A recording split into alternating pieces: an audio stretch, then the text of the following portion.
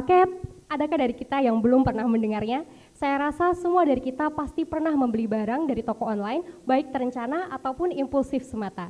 Hal ini merupakan dampak dari revolusi industri 4.0 yang menyebabkan pesatnya perkembangan ekonomi digital. Di Indonesia, valuasi ekonomi digital diperkirakan akan mencapai 133 miliar USD pada tahun 2025. Peluang yang sangat besar ini tentunya diikuti oleh tantangan yang harus diselesaikan. Itulah mengapa penelitian ini menjadi penting.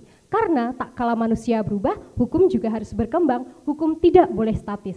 Dua hal yang akan saya bahas di sini adalah, pertama, bagaimana perbandingan pengaturan posisi dominan di industri berbasis ekonomi digital di Indonesia dan Jerman, dan kedua, apakah lesson learned dari peraturan Jerman.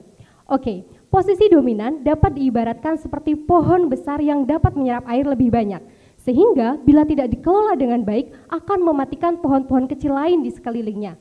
Hal ini dapat terjadi dalam dunia bisnis ketika pelaku usaha memiliki kontrol yang besar terhadap pasar, sehingga muncul probabilitas penyalahgunaan seperti diskriminasi harga dengan menjual produk banting harga, diskriminasi pelaku usaha dengan memarginalisasi pelaku usaha kecil dan menengah.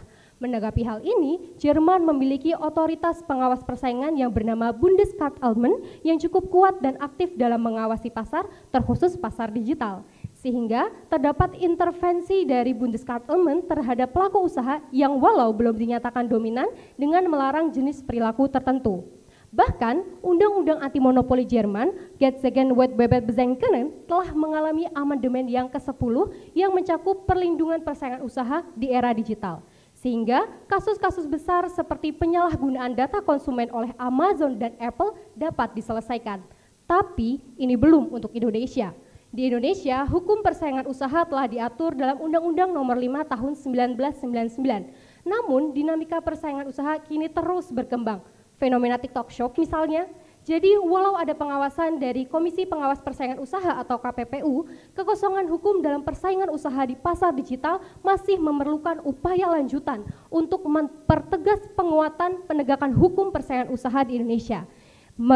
Terinspirasi dari Jerman, saya mengajak pemerintah Indonesia untuk open terhadap perbaikan dalam substansi hukum melalui peluasan kegiatan aktivitas ekonomi digital, struktur hukum melalui penguatan pengawasan KPPU secara struktural dan fungsional, budaya hukum melalui pembinaan pelaku usaha yang ideal. Sehingga ketika ada TikTok, paket, barang yang datang tidak menjadi barang yang berasal dari kecurangan para pelaku usaha di dunia digital. Saya Sahira, terima kasih.